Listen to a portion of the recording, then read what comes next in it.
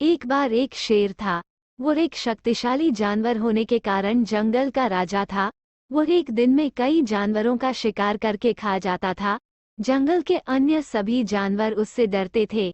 वे अपने आप को जल्द ही समाप्त किए जाने के बारे में भी चिंतित थे क्योंकि शेर व्यापक दर पर जानवरों को मार रहा था।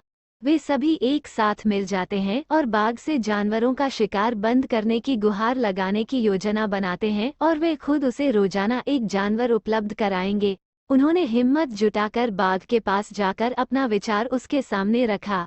बाघ उस विचार के लिए सहमत हो गया। वे प्रतिदिन एक जानवर को उसके भोजन के लिए बाघ के पास भेजने लगे।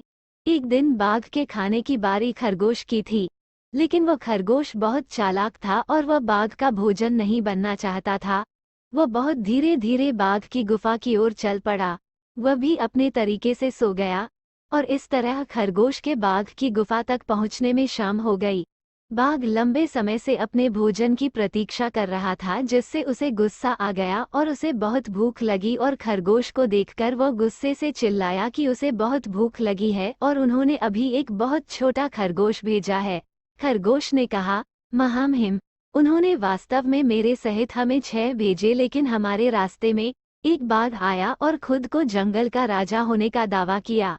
उसने 5 खरगोश रखे और मुझे तुम्हारे बारे में बताने के लिए भेजा। यह सुनकर बाघ गुस्से से भड़क उठा और खरगोश से कहा कि उसे उस बाघ के पास ले चलो। खरगोश उसे कुएं के पास ले गया और कहा कि बाघ उसके अंदर है।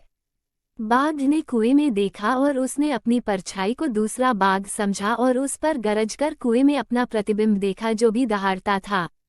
उसने सोचा कि बाघ उस पर वापस दहाड़ रहा है और उसे लड़ाई के लिए आमंत्रित कर रहा है और इस तरह वह कुएं में कूद गया, डूब गया और मर गया।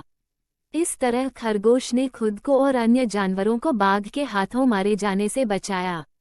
शिक्षा: समस्या पर ध्यान देने के बावजूद समाधान पर ध्यान दें।